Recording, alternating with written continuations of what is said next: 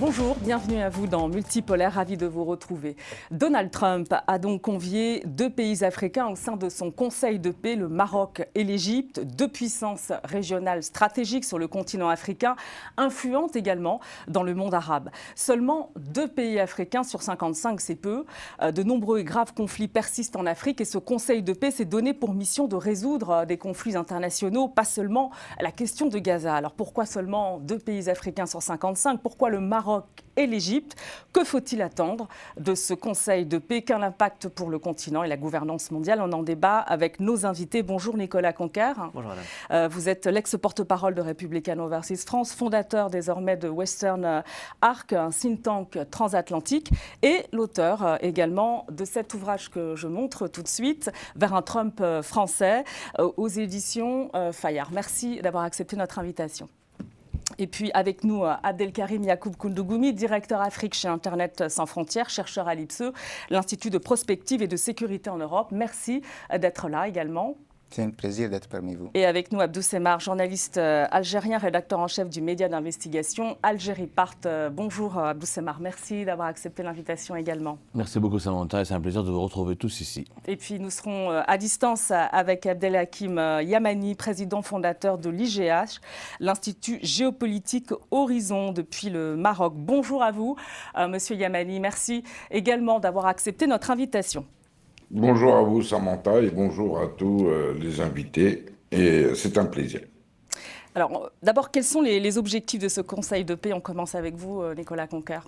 Alors, l'objectif affiché de ce Conseil de paix, il s'inscrit dans le plan pour Gaza et dans les 20 points qui avaient été validés, a permis la naissance de ce Conseil qui est placé comme une institution internationale sous le patronage des Nations Unies, ce qui en donne sa reconnaissance, mais qui permet surtout de sortir de la paralysie qu'avaient ces institutions de l'ONU, qui étaient bloquées, on l'a vu, tant dans la gestion du conflit entre la Russie et l'Ukraine, que sur ce qui se passait au Proche-Orient, parce qu'il y avait toujours ces vétos entre la Russie et la Chine qui empêchaient du coup d'arriver à mener à une solution à des conflits. En ce qui concerne Gaza, l'objectif est surtout de pouvoir une reconstruction des territoires palestiniens sans le terrorisme. Et donc il y a vraiment cette logique pragmatique qui est portée par ce nouveau Conseil de la paix avec des forces dans la région qui visent à œuvrer à une stabilisation avec une reconstruction qui permettra plus de prospérité et plus de stabilité avec, on est ravis de le voir, avec des nations africaines qui sont également représentées, on le verra par la suite, comme médiateurs auprès des autres pays du continent africain. On va s'intéresser particulièrement à cette question. Que pensez-vous de l'initiative Abdou Semar?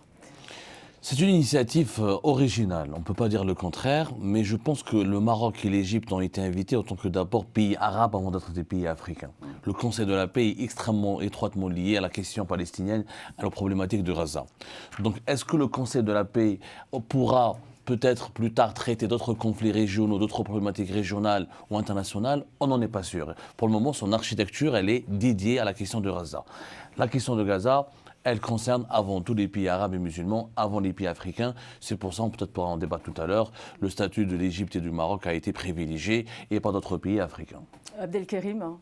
Alors, toute initiative qui veut régler des conflits qui durent depuis des décennies est la bienvenue. Mais contrairement à mes deux co-débatteurs, quand on lit la charte de ce conseil, on voit très bien que ce n'est pas en coordination avec l'ONU.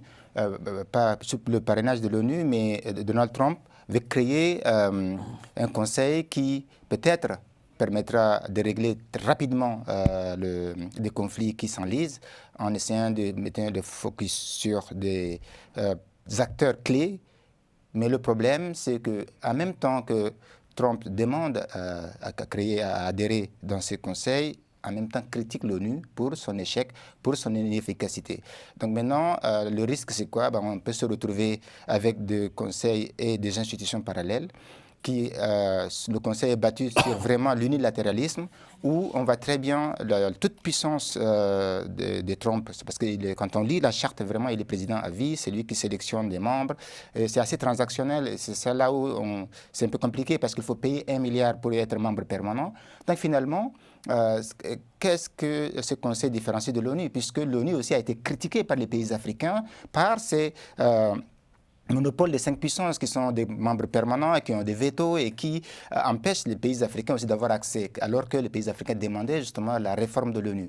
Est-ce que le Conseil permet de trouver une solution à la problématique de l'ONU ou le Conseil permet de créer une autre organisation, peut-être en partant du Conseil, comme en 1945 avec la fin de l'SDN? Est-ce que le Conseil peut-être est le prélude de la fin de l'ONU? Maintenant, pour les pays qui ont été sélectionnés, le Maroc et l'Égypte, si le Conseil a été créé d'abord pour Gaza, c'est tout à fait normal parce qu'aujourd'hui, quand on voit les 2 pays sélectionnés, ce sont les 2 pays qui ont un rôle majeur.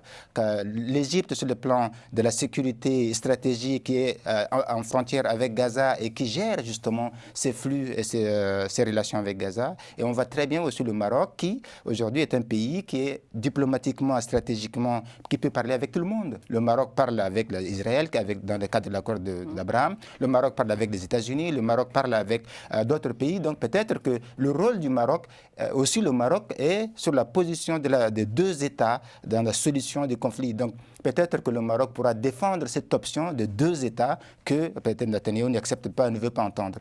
Donc la présence du Maroc et la présence de l'Égypte peut-être permettra d'avoir des leviers justement de régler ces conflits dans le Moyen-Orient une fois pour toutes. Ce n'est pas en tant que représentation africaine, mais plutôt en tant qu'acteur qui permet peut-être d'apporter des outils pour régler ces problèmes-là. Monsieur Yamani, par rapport à tout ce qui s'est dit, est-ce que vous êtes en phase avec les analyses que vous avez entendues et pourquoi le Maroc et l'Égypte? Je pense qu'il y a 2 questions dans votre question. D'abord, le pourquoi du Board of Peace et pourquoi le Maroc et l'Égypte. Le Board of Peace, je pense qu'il répond à 2 objectifs. Trump, depuis son arrivée, a essayé d'intervenir sur pas mal de zones de conflit, notamment, par exemple, entre le Rwanda et la RDC. Et je pense que là, il a cherché à pérenniser son action en créant une structure qui aura un point d'entrée, le conflit de Gaza. Mais je pense que cette structure ne s'arrêtera pas uniquement à une intervention sur le dossier israélo-palestinien. Donc ça, c'est pour ce qui relève de la création de cette structure Board of Peace. Maintenant, en ce qui concerne l'intervention, enfin l'invitation qui a été faite au Maroc et la participation de l'Égypte, je pense tout simplement que, en ce qui concerne le Maroc, même s'il est loin géographiquement, il est très proche du dossier. Et le Maroc a une présence depuis très longtemps dans la ville d'Al-Quds, à Jérusalem. Le Maroc a une très forte communauté binationale en Israël, près d'1 million de personnes. Et le Maroc a un rôle à jouer par la présidence du comité Al-Quds, par le relationnel, etc. Et aussi, le Maroc, depuis quelques années, se place sur la scène géopolitique internationale comme un acteur qui connaît une montée en puissance. Concernant l'Égypte, je pense que là, la participation de l'Égypte, elle est, je dirais, évidente, puisque l'Égypte, c'est le pays, en termes de superficie, en termes de population, le plus important de la région, et surtout, c'est un pays qui est frontalier avec Gaza et avec Israël.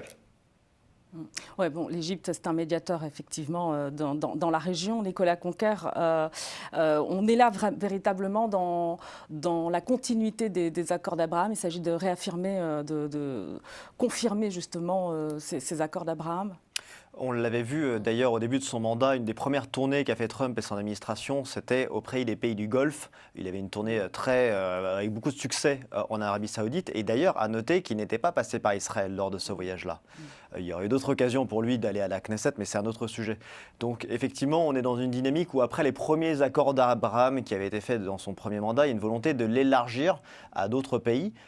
Désormais, même avec le nouveau gouvernement syrien, on compose de manière réaliste avec quelles sont les forces au pouvoir et donc de les venir les agréger et d'œuvrer à cette stabilité et de s'appuyer sur le rôle pivot de ces 2 pays, comme ce qui a pu être dit, comme des forces de stabilisation, leur dynamisme, leur pragmatisme et le fait qu'ils aient aussi pu joindre les accords d'Abraham. Donc je pense que effectivement, c'est dans une vision 2.0 des accords d'Abraham qui avaient déjà été posés durant le premier mandat. Et quelles sont les attentes de l'administration Trump vis-à-vis justement de la présence marocaine et égyptienne au sein de ce Conseil de paix? Alors avant les attentes, peut-être de dire qui est à la manœuvre. Évidemment, Trump s'est un peu autoproclamé leader de ce Conseil de la paix. Mais derrière, un des artisans, c'est notamment son gendre Jared Kushner, dont on a pu parler sur cette émission, mais donc accessoirement aussi qui est le fils de l'ambassadeur américain à Paris. Jared Kushner avait été l'artisan de ces premiers accords d'Abraham, qui avait quand même cette capacité à faire parler les pays arabes comme l'État hébreu. Et donc, leur volonté, c'est clairement de pouvoir mettre fin à cette guerre territoriale de tous ces conflits régionaux qui génèrent d'ailleurs des drames migratoires et des instabilités régionales qui peuvent porter atteinte tant aux intérêts américains que déstabiliser toute une région et créer des grands problèmes migratoires.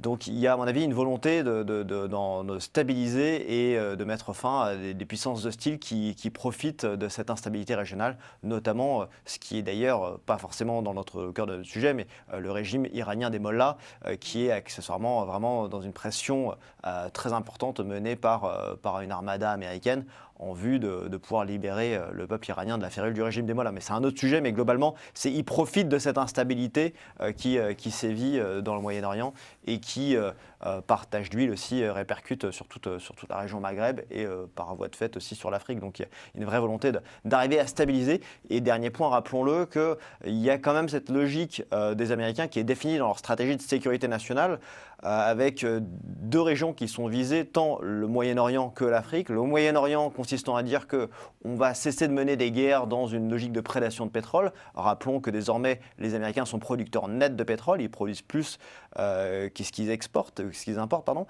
Et il y a aussi cette logique de dire que ce n'est pas une volonté interventionniste, et c'est vraiment marqué noir sur blanc auprès des pays africains. Donc il n'y a pas une volonté de s'ingérer et de venir souvent causer des troubles, même si, comme on l'a dit, en lien avec le Congo et le Rwanda, c'était dans une logique de stabilisation et de mettre fin à Alors sur la logique interventionniste, je pense que vous allez réagir, mais justement, ce Conseil de paix, il revendique des prérogatives plus larges que la résolution de la situation gazaoui aujourd'hui. Donc il s'agit effectivement de s'intéresser à tous les conflits. On a beaucoup sur le continent, le Soudan, la Libye. Tout à l'heure, on évoquait la RDC et l'Est de la RDC, avec la rébellion justement qui est soutenue par le Rwanda là-dessus justement. Est-ce que dans quelle mesure ces deux nations que sont le Maroc et l'Égypte vont pouvoir peser pour régler ces conflits en cours sur le continent africain? Samantha, je pense qu'il faut être réaliste. Le Maroc et l'Égypte d'abord vont défendre leurs intérêts.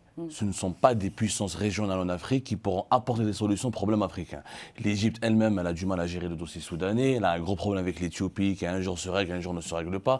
L'Égypte, elle est dans le Conseil de la paix pour des raisons très simples. D'abord, c'est sa sécurité nationale qui se joue à Gaza.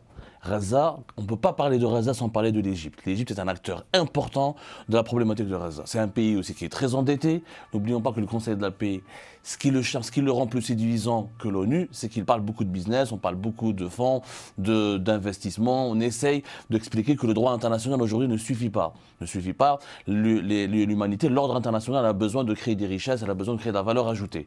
Donc l'Égypte, elle ne peut pas se permettre d'être absente dans n'importe quel événement qui concerne l'avenir de Gaza. Tout ce qui se passe à Gaza aura un impact direct sur l'Égypte. Le Maroc, il a aussi d'autres buts, c'est le Sahara occidental.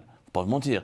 Le Maroc, il est là au Conseil de la paix pour renforcer son atlantisme, qu'on le veuille ou non. S'il n'y avait pas la normalisation entre le Maroc et Israël et l'alignement du Maroc sur l'administration, les positions de l'administration Trump, le Maroc n'aurait jamais connu autant d'avancées sur la question du Sahara occidental.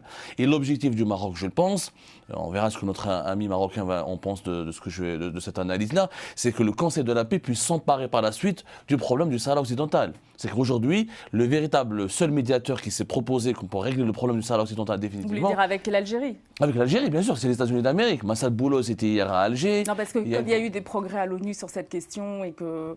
Des progrès on va qui n'ont pas plutôt dans le réglé- sens d'une reconnaissance du plan d'autonomie. Oui, mais des progrès qui n'ont pas encore marocain. réglé le problème, Samantha. Le Conseil de la paix, le Maroc pourrait exploiter cette opportunité. Le Maroc est beaucoup plus dans le Conseil de la paix pour le Sahara occidental que pour Gaza. Parce que Gaza, le Maroc n'est pas vraiment directement concerné. Il faut qu'on soit sincère. Il y a un problème qui est le Sahara occidental. Le Maroc a envie de le clore et de le clore définitivement et d'imposer sa souveraineté.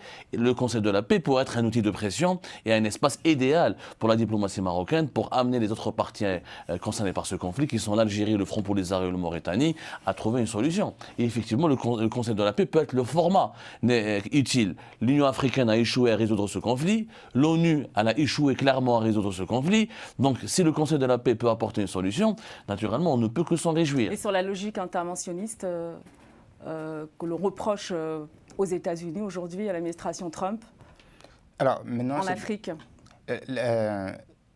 La perception africaine du Conseil est ambivalente.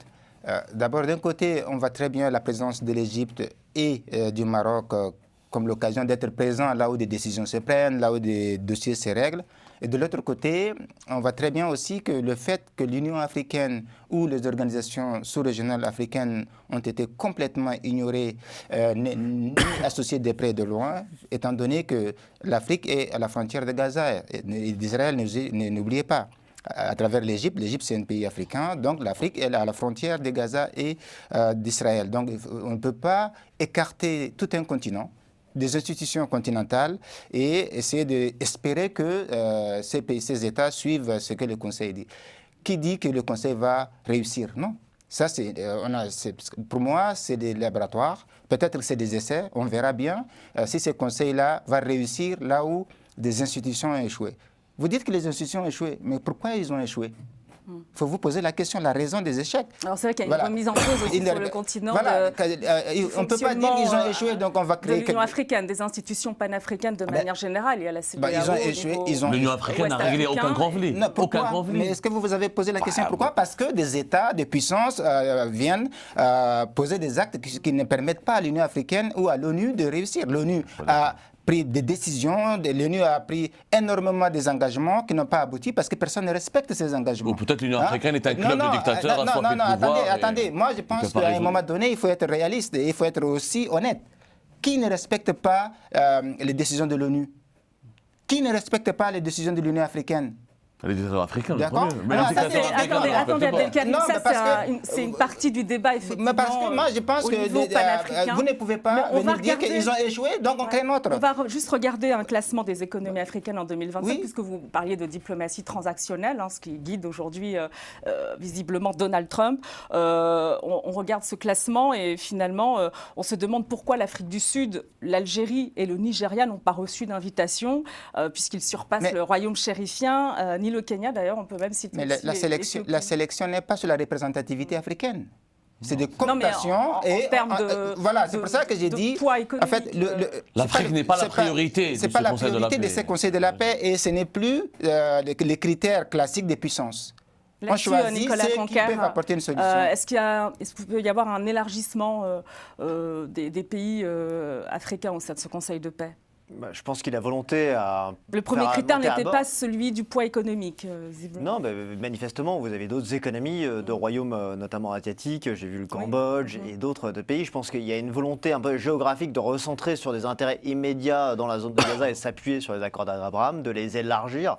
Et je pense que l'enjeu, il y a d'autres sujets, notamment entre les États-Unis et notamment des sanctions, notamment en lien avec les visas concernant certains pays d'Afrique. Peut-être que ça aussi, c'était pris en ligne de compte dans les premiers pays auxquels ils se sont adressés. Je pense que derrière, il n'y a pas eu de restrictions qui ont été imposées. Vous l'avez vu, ils ont notamment même proposé à la Russie, Israël. Il n'y a pas, même la Chine a été conviée. Il n'y a personne qui est exclu de fait. Derrière, les gens peuvent se prononcer s'ils acceptent de monter à bord ou non. Mais ce n'est pas dans une logique exclusive, loin de là. C'est au contraire, c'est arriver à pallier aux insuffisances tant de Nations Unies que l'Union africaine aussi, qui n'a pas été en mesure de gérer ces conflits. Monsieur Yamani, le Maroc s'affiche comme une puissance régionale. Elle a fondé sa stratégie intra intra-africaine sur la doctrine d'Abidjan, donc sur l'ouverture. Est-ce que, d'une certaine façon, le royaume chérifien ne prend pas un risque en s'affichant au sein de ce Conseil de paix? Je pense notamment à la politique de visa de l'administration Trump qui est décriée sur le continent africain, aussi la politique d'immigration. On voit les images aujourd'hui de ce qui se passe aux États-Unis qui marquent quand même les esprits. Et il me semble que jusqu'ici, le royaume chérifien s'était forcé de mener une politique migratoire modérée là-dessus. Avant de répondre à votre question, je pense qu'il y a eu, si vous permettez, pas mal de points qui ont été précédemment soulevés. D'abord, en ce qui concerne les accords d'Abraham, le Maroc n'a jamais souscrit aux accords d'Abraham. Si vous entrez dans le site du ministère des Affaires étrangères marocain, vous verrez qu'il est fait mention d'accords tripartites. Et il y a une différence qui est notable. Les accords d'Abraham mettent en place des relations diplomatiques normales, entre guillemets, entre le Maroc et Israël. Il n'existe pas ces relations diplomatiques normales. Il n'y a pas d'ambassadeur israélien au Maroc, il n'y a pas d'ambassadeur marocain en Israël. Les bureaux de liaison n'ont pas le statut d'ambassade et les représentants, les chefs de ces bureaux de liaison n'ont pas présenté de lettre de créance d'ambassadeur. Premier point. En ce qui concerne l'invitation faite au Maroc et que le Maroc ait accepté de rejoindre ce Conseil de paix pour motivé par le dossier du Sahara occidental, je pense que c'est une lecture un peu hâtive puisque, et là nous l'avons publié il y a quelques minutes, une dizaine de minutes à peu près, nous avons publié la teneur des discussions entre Mes'ad Boulos et le président Tebboune et le ministre des Affaires étrangères algérien Ahmed Attaf. Et il est clair que lors de cette présence, de cette visite à Alger de Mes'ad Boulos, conseiller spécial du président Trump, le dossier du Sahara n'a pas été traité. M. Boulos a refusé de traiter de ce dossier, contrairement à ce qu'a affirmé le ministère des Affaires étrangères algérien dans son communiqué. Un autre point, lorsqu'on parle de pourquoi est-ce que l'Algérie, l'Afrique du Sud n'ont pas été invités sur la base du PIB. Les chiffres sont une chose. Et la réalité économique d'un pays en est une autre. Ceci, par exemple, en ce qui concerne l'Algérie. Le PIB de l'Algérie est boosté par les hydrocarbures. Mais si on enlève les hydrocarbures, l'économie algérienne ne peut pas être comparée à d'autres économies. S'agissant de l'Afrique du Sud, on sait aussi que le président Trump a un grief très particulier avec l'Afrique du Sud en ce qui concerne la minorité blanche, etc. Et donc là, il y a, disons, une position de Trump concernant l'Afrique du Sud. Je reviendrai très rapidement sur la visite de Boulos. C'est vrai qu'il y a des tensions, mais il y avait aussi un accord, je crois. Exactement. Et sur la visite de Boulos à Alger, lorsque Boulos s'est entretenu avec le président Tebboune a offert de rejoindre le Board of Peace. Et il a offert d'adhérer à cette notion de pay to play. Et là, Monsieur Yamani, si on peut avancer un petit peu, parce que sur ma question qui concerne l'image justement du royaume chérifien. Alors, l'image du royaume chérifien, moi je vous réponds, il y a effectivement, comme vous avez appelé, cette doctrine d'Abidjan que nous avons conceptualisée. Mais il y a aussi une autre doctrine, c'est la doctrine de l'équilibre de Mogador.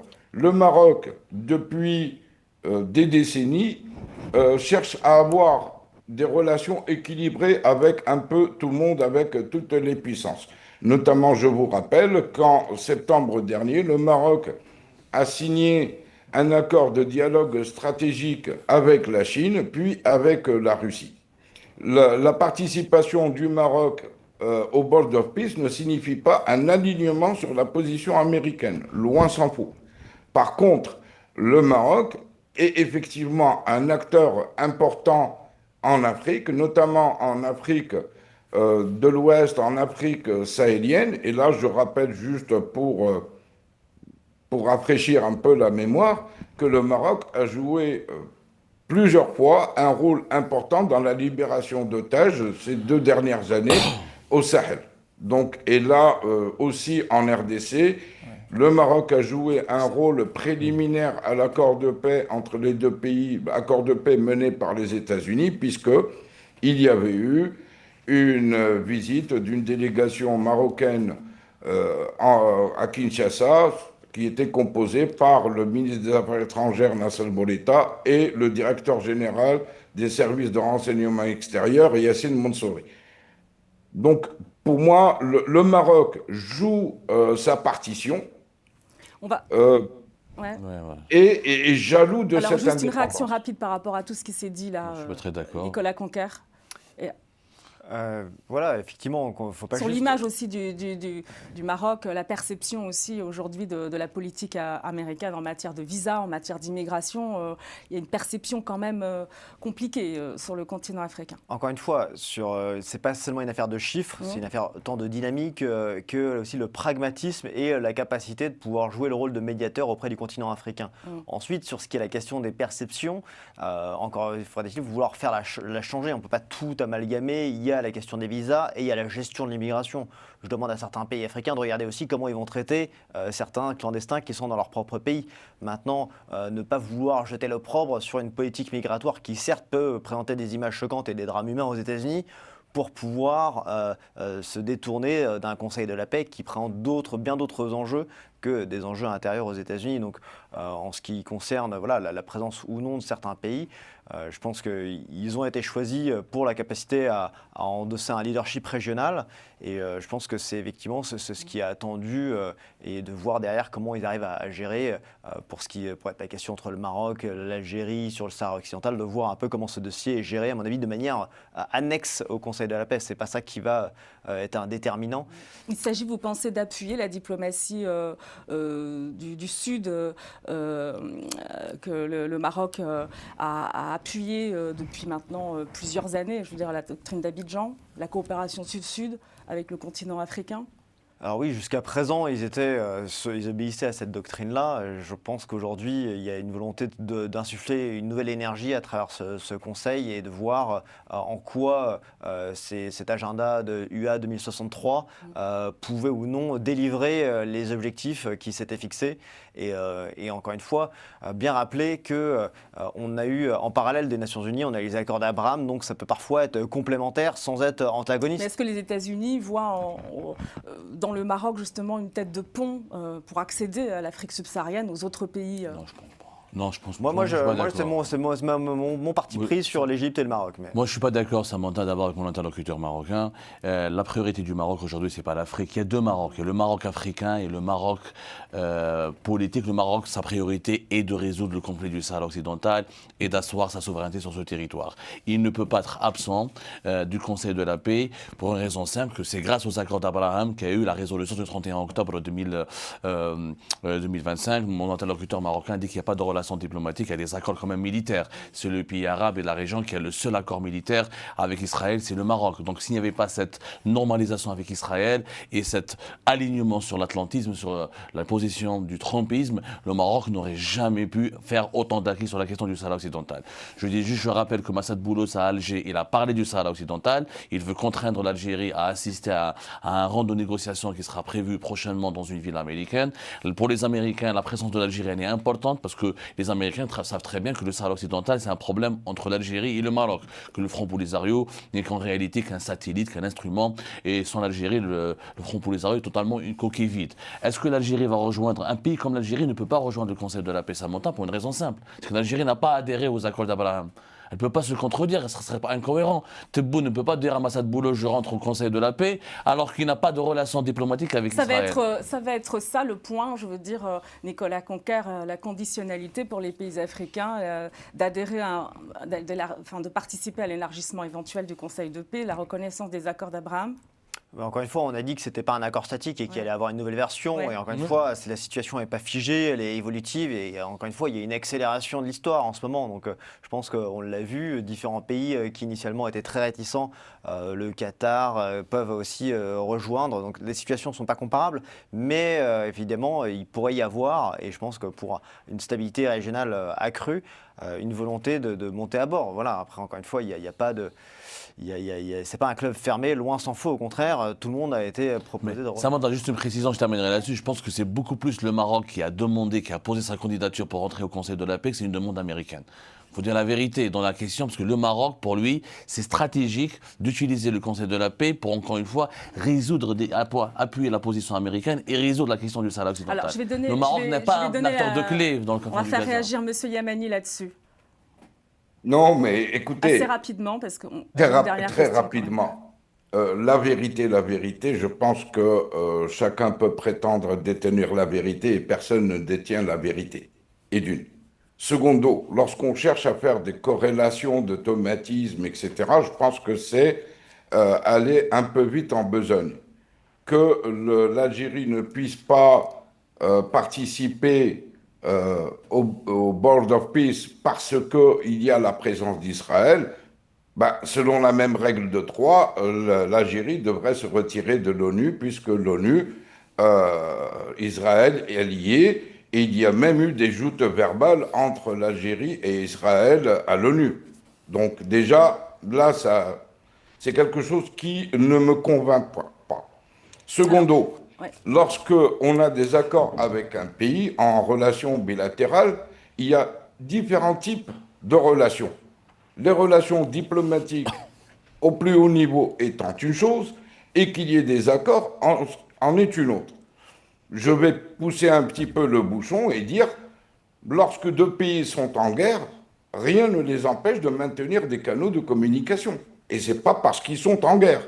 Donc maintenant, dire que l'Algérie, c'est parce que Israël siège dans le Board of Peace que l'Algérie a des relations commerciales ou économiques avec Israël. Il y a eu documenté du fret maritime. L'Algérie a siégé sur des réunions atlantiques de l'OTAN aux côtés d'Israël, pratiquement épaule contre épaule. Merci Monsieur Yamani. Juste, on va conclure rapidement parce que tout à l'heure on évoquait l'ONU et justement qui pourrait être substitué par ce Conseil de paix. Ça, c'est une grande question et l'administration de Trump dit non puisque Donald Trump parle même d'une combinaison possible. Là-dessus, éclairez-nous sur les combinaisons possibles aujourd'hui avec l'ONU parce qu'on a du mal quand même à y voir clair. La Chine réaffirme justement sa fidélité à la charte de l'ONU. L'Inde n'a pas pris de décision encore. Donc, Encore une fois, il y a ce jeu trouble porté par la Chine qui contribue à une certaine forme de paralysie de ces institutions internationales. Aujourd'hui, ces vétos des membres du Conseil permanent empêchent toute résolution. Alors justement, les combinaisons possibles, ce serait quoi? Parce qu'à partir du moment où on dénonce une paralysie onusienne, comment est-ce qu'on peut mettre en place des combinaisons possibles aujourd'hui? La réforme de l'ONU, on sait que ça piétine. Et là, il y a des nouvelles dispositions qui sont en train de définir dans cette première charte qui a été présentée sur le Conseil de la paix, avec un leadership qui est porté par les États-Unis, mais avec une décision collégiale, avec ceux qui sont montés à bord. Donc il n'y a pas une volonté d'uniquement imposer une mainmise, mais une décision. Je conclue avec vous parce que je dois vous libérer. Vous devez partir. On va poursuivre dans quelques minutes encore avec les autres invités. Quelles sont les chances de succès de ce Conseil de paix? On peut aussi dire que ça peut être une nouvelle coquille vide. On voit, il y a beaucoup de critiques envers les institutions panafricaines, les institutions internationales, même le G20. Le G20 aussi, il y a des couacs, on se demande quelle est son utilité. Pareil pour les BRICS, finalement. On voit que les BRICS sont divisés aujourd'hui, puisque la Russie s'empresse d'adhérer au Conseil de paix, pas la Chine, pas l'Inde. Il y a beaucoup de questions. Pour un peu de légèreté, 100% des gagnants ont tenté leur chance. Je pense qu'on doit reconnaître la capacité, le pragmatisme de Donald Trump dans sa capacité à insuffler une nouvelle énergie et de créer des alliances qui étaient parfois assez inattendues. Je pense que là, il y a un plan qui va être initié, qui reçoit un écho assez favorable. Je ne veux présager de rien, mais notre espoir à ce qu'on puisse mettre fin à des conflits qui datent depuis des décennies, depuis bien trop longtemps, coûtaient beaucoup trop de vie, arrive à leur terme. C'est une initiative tout à fait souhaitable et qui pourrait s'inscrire dans le champ d'action du Conseil de la paix. Merci beaucoup Nicolas Conquer. Je vous libère, je vous montre votre ouvrage Vers un Trump français aux éditions Fayard. Merci en tout cas d'être passé nous voir. On poursuit avec vous justement sur la question, Abdelkerim, des combinaisons possibles entre ce fameux Conseil de paix et l'ONU. Impossible, parce que quand on regarde même la fondation de ces deux organes, l'ONU, c'est du multilatéralisme, les États sont égaux, il y a des leadership collégial, même si le Conseil de l'ONU, le Conseil de sécurité pose problème à beaucoup des États, alors que le Conseil de Trump, c'est un conseil qui est sur l'unilatéralisme. Donc on ne peut pas construire l'unilatéralisme avec le multilatéralisme en dénonçant le multilatéralisme. Maintenant, le risque, ce n'est pas que le Conseil réussisse ou pas. Le risque, c'est que maintenant, si Trump est capable de le faire, d'autres puissances sont capables de le faire. Donc la réponse, vous avez évoqué les BRICS, vous avez évoqué d'autres entités, ceux qui ne sont pas du tout alignés. Puisqu'on parle maintenant, quand on est allié, il faut s'aligner, ou quand on est allié, il faut suivre la doctrine de la puissance qui a le leadership. Moi, ce que je vois venir, c'est l'affaiblissement complet de l'ONU et l'émergence de différents pôles. Je pense qu'il y aura des conseils exactement à l'image du conseil de paix de Trump. La Chine pourra le faire. D'ailleurs, je pense qu'ils sont en train de le faire.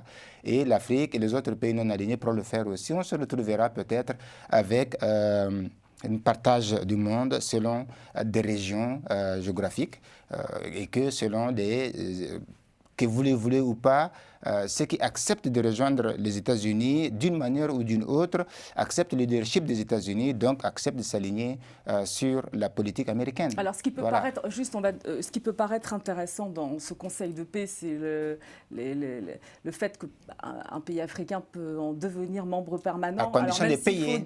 En fait, c'est la nature transactionnelle qui pose problème. Mais Abdelkrim, on vous demande de payer. On vous demande il faut dissocier la notion de membre permanent onusien, enfin au sein du Conseil de sécurité de l'ONU et dans ce Conseil de paix. Monsieur Yamani, justement, j'ai une question précise et je vous fais réagir, Abdou. Est-ce que le Maroc a les moyens de payer son ticket d'1 milliard pour devenir membre permanent de ce Conseil de paix? C'est ce que je voulais dire tout à l'heure. Le Maroc n'a pas demandé à rejoindre. Le Maroc a été invité et c'est sur la base de cette invitation que le Maroc n'est pas tenu de payer ce milliard. Il ne verse pas de bol. Donc c'est là que le Maroc, il a été invité, il figure comme membre fondateur de par le rôle qu'il peut jouer aussi bien sur le dossier palestinien que non mais là-dessus, sur cette question des 1 milliard, j'ai un peu de mal à vous suivre, puisque tous les pays ont été invités par l'administration Trump. Samantha, la question d'1 milliard, elle n'est pas choquante, c'est complètement faux. Les pays des BRICS, l'Algérie, elle a payé plus d'1 milliard pour intégrer la banque des BRICS. Elle a été rejetée. C'est pas un système nouveau. Dans les pays BRICS. Non, mais c'est pas un système nouveau. J'ai pas compris. Qu'est-ce qui est faux? Il y a eu des manifestations. Donc, si c'est les BRICS ont le même système. On n'a pas les BRICS en payant 1 milliard. Non, mais on a payé l'Algérie, elle a payé 1 milliard, elle n'a pas été acceptée. On l'a fait avec les BRICS. Mais c'est pas la conditionnalité. Non, mais c'est pas une conditionnalité. C'est l'économie. Ce n'est pas une conditionnalité déclarée publiquement, mais hypocritiquement, de façon hypocrite. Non, mais Abdou, quand vous dites ce n'est pas un problème de payer 1 milliard, Monsieur Yamani, il y a eu des manifestations quand même pour l'amélioration des conditions de vie au Maroc. C'était juste avant la CAN. Le Maroc ne va pas payer. Le Maroc ne va pas payer. Monsieur Yamani. Alors attendez, juste s'il vous plaît, j'ai entendu dire faux. Qu'est-ce qui est faux dans ce que j'ai dit dans mon intervention, s'il vous plaît? Ce qui est faux, encore une fois, Samantha, c'est que le Maroc, il a fait un effort de lobbying pour intégrer comme membre non permanent. Le Maroc n'a pas besoin d'être membre permanent. On sait tous que les membres permanents du Conseil de la paix, c'est les puissances du Golfe qui ont les moyens de financer. Mais est-ce que le Maroc a réellement besoin de faire du lobbying? Mais bien sûr. Alors attendez, la question du Sahara occidental n'a pas été encore réglée définitivement du point de vue du droit international.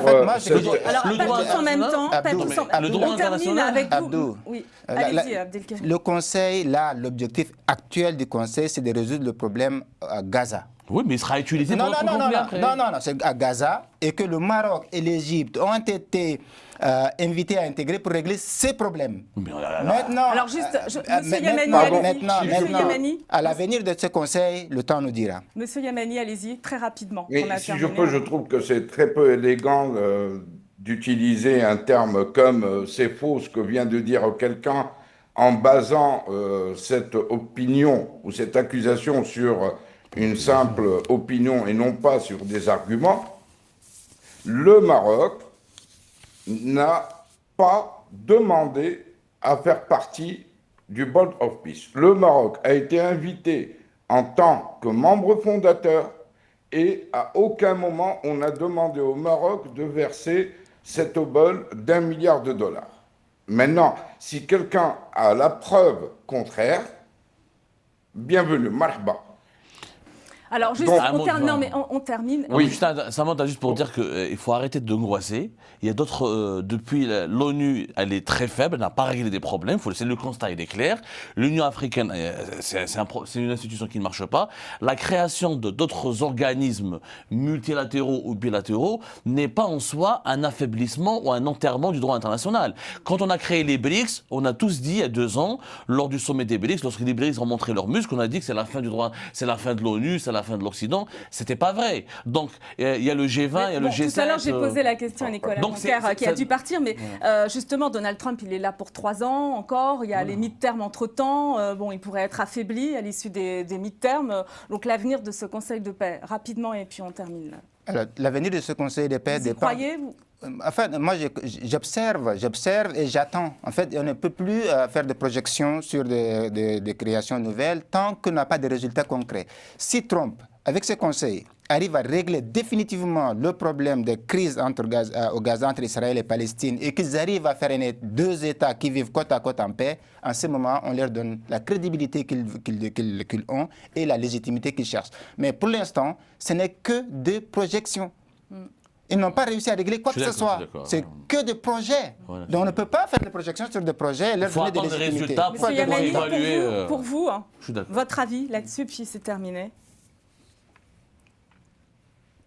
Je suis tout à fait d'accord avec Abdelkrim, puisque là, ce qu'on assiste depuis quelques années, c'est véritablement un remue-ménage géopolitique. Il y a énormément de choses qui ont lieu. On a les BRICS qui essaient de gagner en positionnement. Nous avons ce Board of Peace. Nous avons le rôle de l'Europe qui est véritablement en déclin sur la scène internationale. Nous avons les tensions commerciales entre les États-Unis et la Chine. Nous avons l'apparition d'une nouvelle géopolitique de l'Atlantique, de l'océan Atlantique. Donc c'est vrai qu'on a une géopolitique internationale qui est en pleine ébullition et il faut véritablement être très prudent avant de se prononcer sur des projections futures. Merci beaucoup à vous, Monsieur Yamani. Merci Abdelkarim Yacoub Koundougoumi. Merci Abdou Semar. Et puis encore merci à Nicolas Conquer qui était avec nous. Merci à vous de nous avoir suivis. Merci à Romain Cléco-Demingue pour la réalisation et pour la préparation de cette émission. Et nous, on se retrouve la semaine prochaine pour retrouver Multipolaire sur nos réseaux sociaux.